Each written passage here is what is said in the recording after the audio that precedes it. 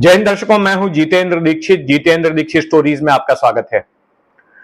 दर्शकों, शादी ब्याह कुछ ऐसे मौके होते हैं जो उन लोगों को भी आपस में जोड़ते हैं जिनके आपसी गिले शिकवे होते हैं, जिनके बीच में अदावत होती है, जिनके बीच कई सालों से बैर चल रहा होता है।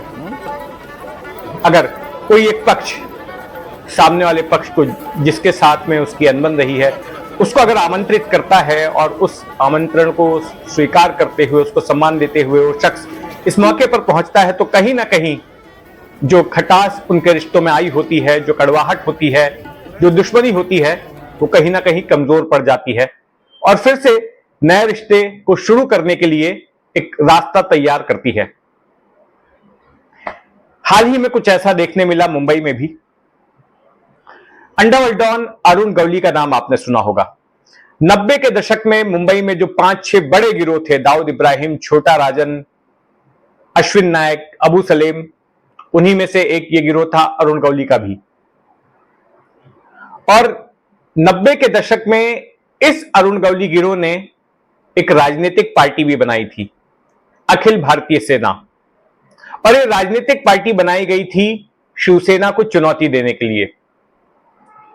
अब आप पूछेंगे कि आखिर गवली क्यों चुनौती देना चाहता था शिवसेना को, तो उसके पीछे कारण यह था कि 90 के दशक में 1995 में जब महाराष्ट्र में शिवसेना बीजेपी की सरकार आ गई, तो उस वक्त अरुण गवली को ऐसा लगा कि अब तो अपनी सरकार आ गई है, क्योंकि चुनाव के पहले तक बाला साहब ये कहते थे कि अगर कांग्रेस के पास दाऊद है तो हमारे पास में अरुण गवली है। तो निडर होकर, बिंदास होकर अपने गिरोह की गतिविधियां चलाने लगा। लेकिन मुंबई में अंडरवर्ल्ड इतना हावी हो गया था, रोजाना खून खराबा हो रहा था, और यहां तक मुंबई पुलिस कमिश्नर के दफ्तर के बाहर तक एक आदमी की हत्या कर दी गई थी, एक व्यापारी की, रूपम शोरूम के मालिक की। तो केंद्र ने भी उसकी दखल ली और फिर एनकाउंटर्स का सिलसिला तेज हो गया, गिरफ्तारियां भी हुई। अरुण गवली के भी कई सारे शूटर मारे गए। तब बीजेपी के गोपीनाथ मुंडे वो होम मिनिस्टर थे, कई शूटरों को गिरफ्तार किया गया। तो ऐसे में अरुण गवली को लगा कि अब अगर असली ताकत हासिल करनी है तो राजनीति में जाना चाहिए, और वही एक कारण बन गया जहां पर शिवसेना के साथ अरुण गवली का बैर शुरू हुआ। तो यह कहानी इस तरह से शुरू होती है अदावत की। अरुण गवली इस वक्त उम्र कैद की सजा काट रहे हैं। उनको एक शिवसैनिक की ही हत्या में, कमलाकर जामसिंडेकर नाम के एक शिवसेना के नेता की हत्या के आरोप में दोषी पाया गया था गवली को, और उसी में उनको उम्र कैद की सजा लगी।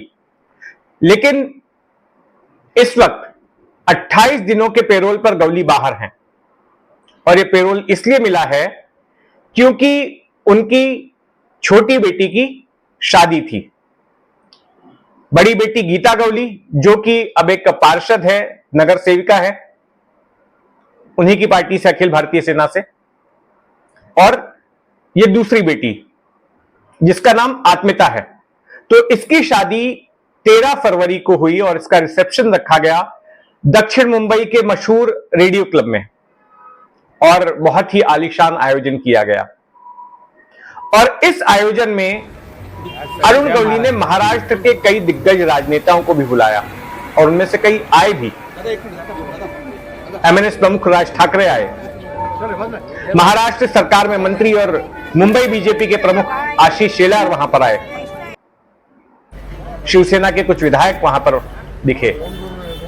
लेकिन एक और चेहरा दिखा जिसकी वजह से मैं ये कहानी आपको सुनाने जा रहा हूं। इस तस्वीर को देखिए। अरुण गवली के साथ बैठा हुआ यह शख्स है मिलिंद नार्वेकर। जानते हैं मिलिंद नार्वेकर कौन है? मिलिंद नार्वेकर शिवसेना उद्धव बाला साहेब ठाकरे के प्रमुख उद्धव ठाकरे का सबसे खास आदमी है, उद्धव ठाकरे का दाहिना हाथ।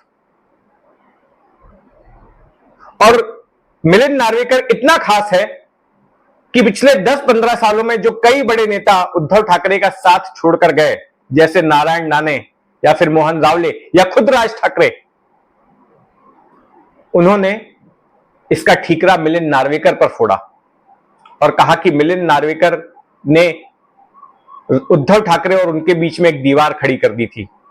और मिलिंद नार्वेकर की ही उद्धव ठाकरे सुनते थे। एक कोटरी उद्धव ठाकरे ने बना ली थी। तो ये इतने खास हैं, उद्धव ठाकरे ने इनको विधान परिषद का हाल ही में सदस्य भी बना दिया है। तो जाहिर है उद्धव ठाकरे के पास में भी न्योता गया था इस आमंत्रण के लिए। खुद उद्धव ठाकरे तो नहीं आए, लेकिन इन मिलिंद नार्वेकर को भेज दिया गया। अब यहां पर यह तस्वीर अहमियत इसलिए रखती है क्योंकि जैसा मैंने आपको बैकग्राउंड बताया कि अरुण गवली और बाला साहेब ठाकरे के बीच में एक वक्त में तकरार चल रही थी, दुश्मनी चल रही थी। और ये दुश्मनी इतनी थी कि जब अरुण गवली 90 के दशक में जेल में था,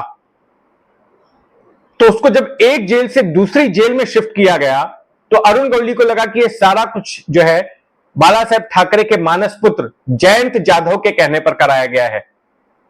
क्योंकि अगर कोई अपराधी एक वक्त तक ज्यादा जेल में रहता है तो वहां पर वो अपना नेटवर्क बना लेता है पैसे के बल पर, लेकिन अगर दूसरी जेल में उसको भेजा जाता है तो फिर से पूरा सिस्टम खड़ा करने में टाइम लग जाता है, उसको ऐशो आराम नहीं मिलता, वो आजादी नहीं मिल पाती। तो उसको लगा कहीं ना कहीं उसके पर कतरने के लिए बाला साहेब ठाकरे के शख्स जयंत जाधव ने भूमिका निभाई है और जयंत जाधव की हत्या करवा दी जाती है। तो इस हद तक गवली गिरो गया था। इसके अलावा जो अखिल भारतीय सेना थी उसने भी बड़े ही आक्रामक तरीके से शिवसेना को टारगेट किया था। जहां जहां पर शिवसेना की शाखाएं थी वहां वहां पर अरुण गवली ने अपनी पार्टी की शाखाएं खोली। साम दाम दंड भेद सब कुछ इस्तेमाल किया जा रहा था शिवसेना को कमजोर करने के लिए। अरुण गवली ने साल 2004 में लोकसभा का चुनाव भी लड़ा था और उसमें करीब 93,000 वोट मिले थे। हालांकि चुनाव हार गया था, लेकिन उसी साल जो विधानसभा के चुनाव हुए तो उसमें गवली को जीत हासिल हुई, अरुण गवली विधायक बन गया।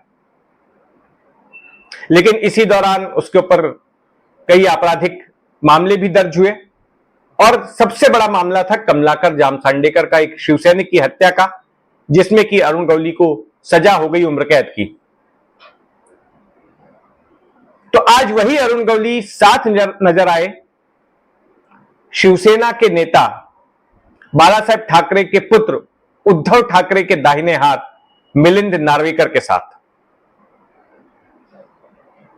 तो ये कहानी थी एक अंडरवर्ल्ड वेडिंग की और उस वेडिंग की बैक स्टोरी भी मैंने आपको सुनाई। तो इस जैसे तमाम किस्से कहानियों के लिए जुड़े रहें मेरे इस चैनल जितेंद्र दीक्षित स्टोरीज के साथ। और अगर आपने अब तक इस चैनल को सब्सक्राइब नहीं किया है तो सब्सक्राइब कर लें। जय हिंद।